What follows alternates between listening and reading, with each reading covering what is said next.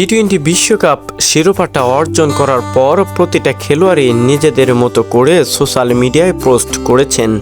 এর মধ্যে ভারতীয় পেসার অন্যতম খেলোয়াড় মোহাম্মদ সিরাজ। তিনি তার ভেরিফাইড ফেসবুকে পোস্ট করেছেন, থ্যাংক ইউ অলমাইটি আল্লাহ, অর্থাৎ আল্লাহ সর্বশক্তিমান, আল্লাহকে ধন্যবাদ। এভাবে একজন খেলোয়াড় নিজের মতামতটা পোস্ট করতেই পারেন সামাজিক যোগাযোগ মাধ্যমে। এটা তার স্বাধীনতা রয়েছে। যে দেশেই বসবাস করুক না কেন সেটা তার ব্যক্তিগত বিষয়। আর এ পোস্টটিতে কোনো একজন মানুষের যে ব্যক্তি স্বার্থে আঘাত এনেছে এটাও কিন্তু নয়। আসলে পোস্টটা করার কারণে এখানেই মূলত যত সব ভেজালের কারণ। আসলে আমরা তো করি ভারতকে সাপোর্ট। যদি আমরা প্রতিটা ধর্মকে সম্মান জানাতে পারতাম তাহলে একজন আরেকজনের ধর্মকে কখনোই কটূক্তি করে কিছু বলতাম না বা কোনো মানুষকে কখনোই আঘাত করতাম না।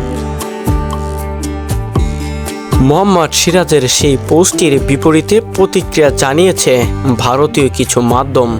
এর মধ্যে অন্যতম হচ্ছে সাতিয়া প্রকাশ নামে একজন পোস্ট করেছেন। তিনি লিখেছেন, হয় thanking Allah, you should thank to team captain and other players.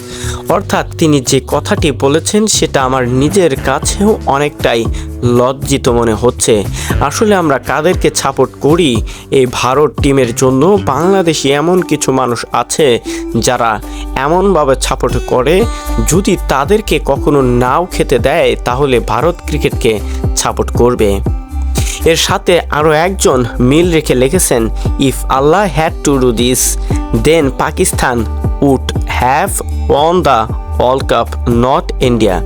যদি আল্লাহ তাআলা তাদেরকে সাপোর্টই করতো তাহলে পাকিস্তান ভারতে অবশ্যই ভালো কিছু করত এবং পাকিস্তান ওয়ার্ল্ড কাপটা জিততই, আর না হলে ভারত কখনোই হতো না।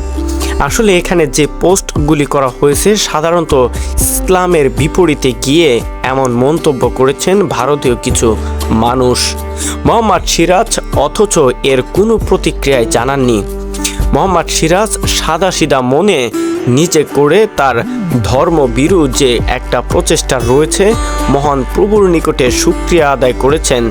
আর এটা দেখেই ভারতীয় কিছু মানুষ তাদের শরীর যেন খাবলাচ্ছে, যেটা একদমই সহ্য করতে পারছে না মুসলমানদেরকে।